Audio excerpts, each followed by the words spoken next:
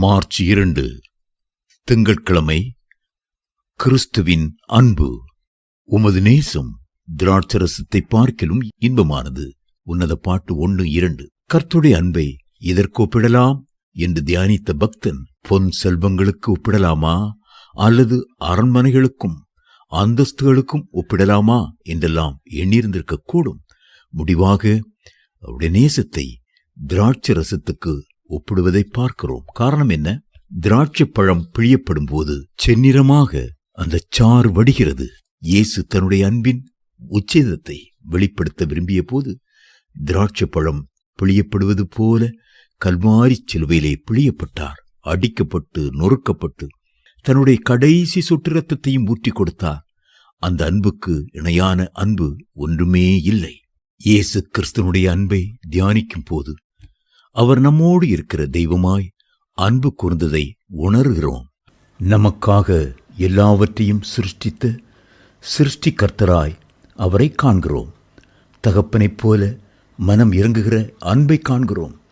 தாய் தேற்றுவதைப் போல தேற்றுகிற அன்பையும் பார்க்கிறோம். இன்னும் அவர் ஆலோசனை கர்த்தராகவும் போதகராகவும் சகோதரனாகவும் சிநேகிதனாகவும் ஆத்தும நேசராகவும் அன்பு கூர்கிறார்.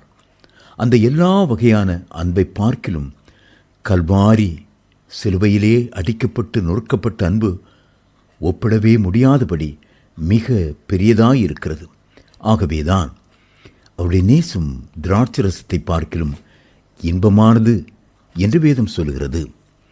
இயேசு கிறிஸ்து தமது ஊழியத்தின் ஆரம்ப நாட்களில் தண்ணீரை திராட்சரசமாய் மாற்றினார்.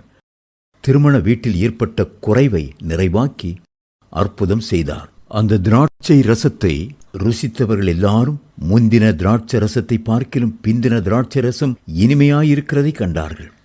ஆம், அவருடைய அன்பு நம்முடைய குறைகளை எல்லாம் நிறைவாக்குகிறது. அவரது ஊழியத்தின் கடைசி நாட்கள் வந்தது.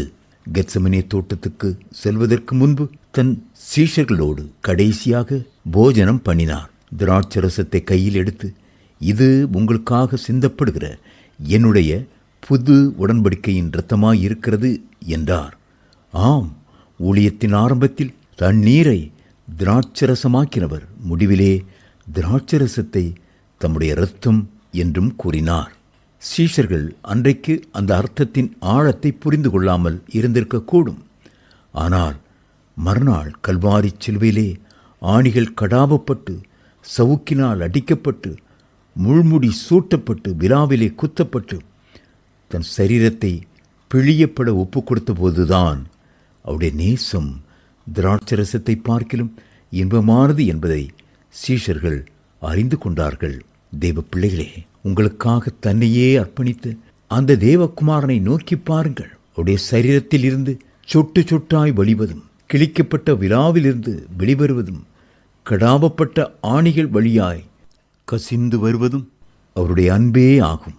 என்னில் அன்பு கூர்ந்து எனக்காக தம்மைத்தாமே ஒப்பு கொடுத்த தேவனுடைய குமாரனை பற்றும் விசுவாசத்தினாலே பிழைத்திருக்கிறேன். கலாத்தியர் 2:20.